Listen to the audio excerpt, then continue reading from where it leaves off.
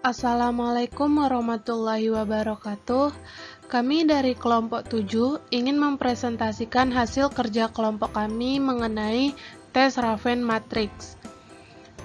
Sebelum presentasinya dimulai, saya akan memperkenalkan anggota kelompok saya terlebih dahulu. Kelompok kami terdiri dari 4 orang. Yang pertama, Aulia Fitri dengan NPM 208110070.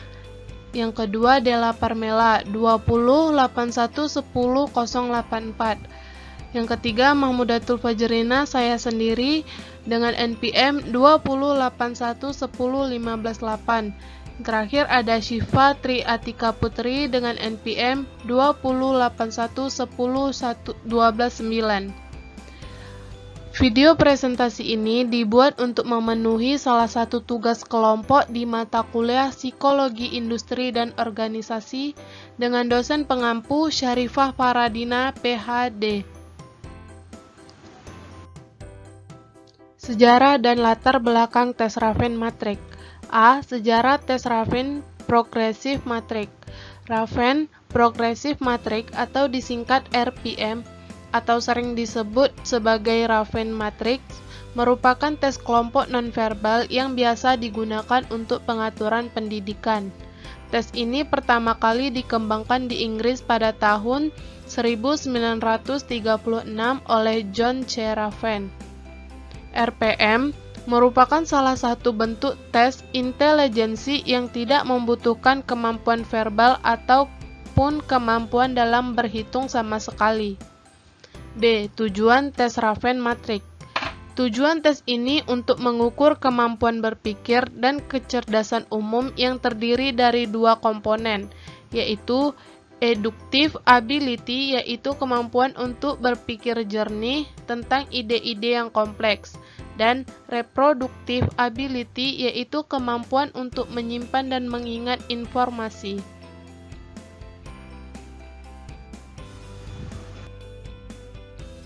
Selanjutnya, contoh-contoh dan gambar tes. Rasionalisasi subtes. Yang A. Standar Progressive Matrix. Standar Progressive Matrix dipublikasikan pertama kali pada tahun 1938.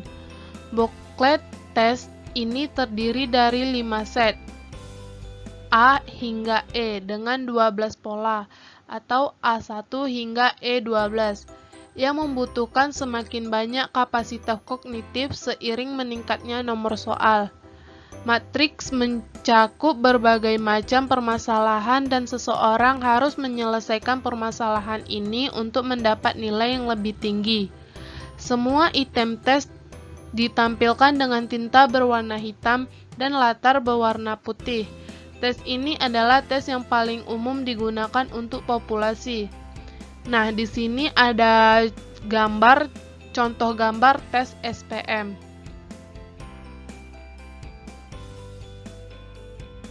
Selanjutnya, Colored Progressive Matrix. Colored Progressive Matrix memunculkan matriks dalam bentuk berwarna. Tes ini hanya memiliki 3 set dengan 12 pola, di mana set terakhir ditampilkan dalam bentuk hitam putih. Jika seseorang berhasil menyelesaikan 3 set, seseorang lolos dari 3 set terakhir SPM. Raven sendiri mengatakan bahwa CPM cocok untuk tujuan studi antropologis atau studi klinis, serta cocok bagi subjek yang memiliki cacat jasmani atau kapasitas intelektualnya di bawah normal. Selain itu, tes ini juga biasanya digunakan untuk anak-anak berusia 4-10 tahun.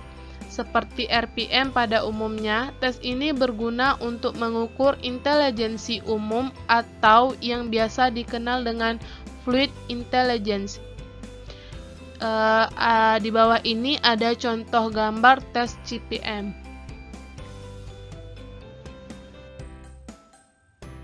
Selanjutnya, Advanced Progressive Matrix. Bentuk terakhir dari tes ini adalah Advanced Progressive Matrix, dirancang untuk seseorang yang dipercaya memiliki intelijensi di atas rata-rata. Tes ini hanya memiliki 2 set matriks. Pada set pertama hanya terdapat 12 pola dengan level kesulitan yang semakin meningkat.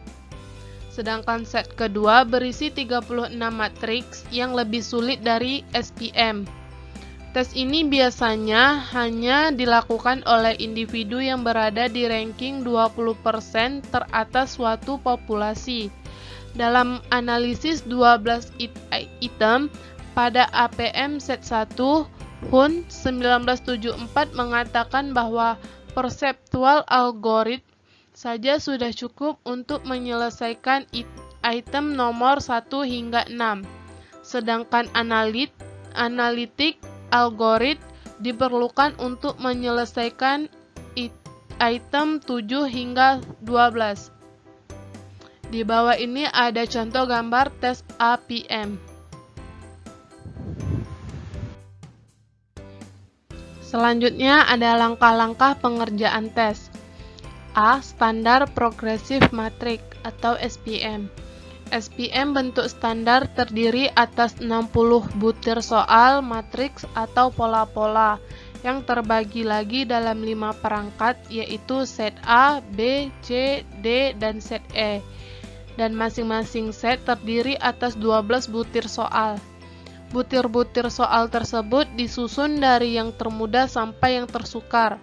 Untuk set A dan B disediakan 6 macam pilihan jawaban, sedangkan set C, D, dan E terdapat 8 pilihan jawaban.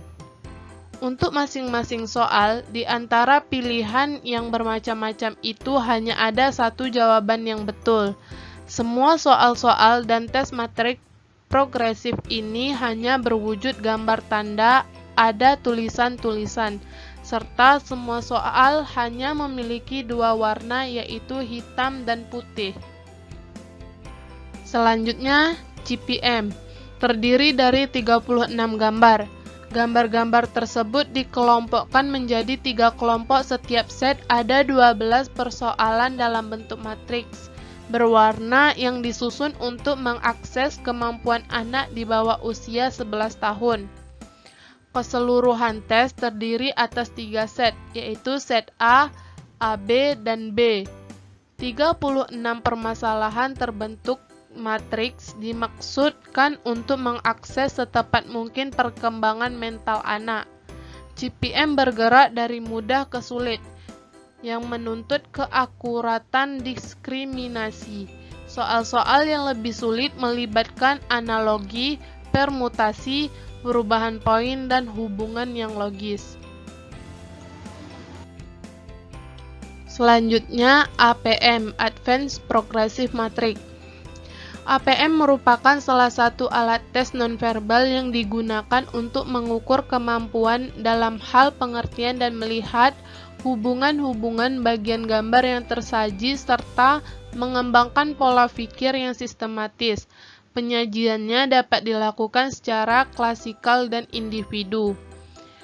Terdiri dari 2 set dan berbentuk nonverbal, yaitu seri 1 dan seri 2. Set 1 disajikan dalam buku tes yang berisikan 12 butir soal. Set 2 berisikan 36 butir soal tes. Tes ini dirancang untuk remaja, dewasa, dan individu dengan kemampuan intelektual di atas rata-rata superior. Yang selanjutnya, kelebihan dan kekurangan tes. Kelebihannya yaitu tersusun dalam bentuk nonverbal sehingga sifatnya lebih universal karena tidak tergantung pada kemampuan berbahasa individu. Selanjutnya, memiliki validitas konstruk yang tinggi sehingga banyak digunakan sebagai pembanding untuk memvalidasi tes kecerdasan lainnya. Mudah digunakan, tersedia norma-norma khusus bagi tujuan yang berbeda. Keterbatasan tes yaitu sulit bagi observer untuk mengamati fluktuasi pengerjaan tes pada setiap individunya karena kecenderungan dalam sekali periode pengerjaan. Individu yang mengikuti bisa saja lebih dari 20 orang. Hanya menghitung hasil tes tanpa melihat kembali proses pengisian tes tersebut oleh individu. Penyusunan laporan per individu pun sulit dilakukan. Kekurangan observer dalam tes ini membuat pengetesan tidak dapat dilakukan secara mendetail. Selanjutnya, kondisi pada saat pengetesan pun dapat menjadi extraneous variable. Observer berpotensi kesulitan dalam mengatur kondisi pada saat pengetesan. Yang terakhir, instruksi yang kurang jelas atau suasana ribut dalam kelas sangat mungkin mempengaruhi kinerja individu pada saat pengetesan. Baiklah, sekian presentasi dari kelompok kami. Apabila ada kekurangan, mohon dimaafkan. Terima kasih atas perhatiannya. Assalamualaikum warahmatullahi wabarakatuh.